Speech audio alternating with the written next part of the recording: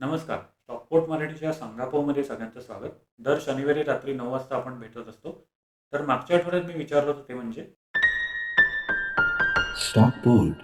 Learn, focus, earn.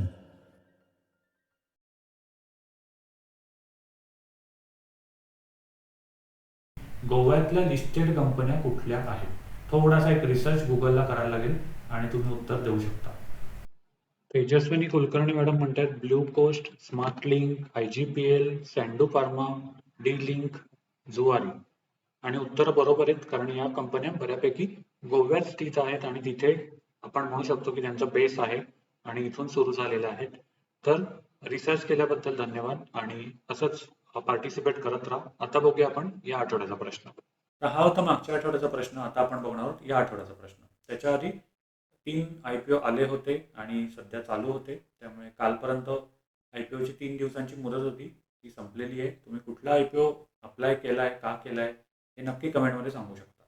तर आता या आठवड्याचा प्रश्न तो म्हणजे आपण थोडंसं आता फ्युचर ऑप्शनच्या काही व्हिडिओमध्ये म्हणजे येणार आहेत आमचे व्हिडिओ किंवा काल एक व्हिडिओ आलेलाच आहे. तर एक फ्युचर रिलेटेड प्रश्न आहे म्हणजे फ्युचर ट्रेडिंग. तर फ्युचर ट्रेडिंगमध्ये आपण बघितलं असेल की आपण जेव्हा पोझिशन घेतो तेव्हा दिवस संपल्यानंतर त्याचा जो फरक आहे त्याचा म्हणजे प्लस मायनस जे काही असेल ते तिकडे ॲड होतं किंवा मायनस होतं म्हणजे एक जमा होतं किंवा त्यातून वजा होतं. तर या प्रकाराला नक्की काय म्हणतात? प्रश्न परत एकदा.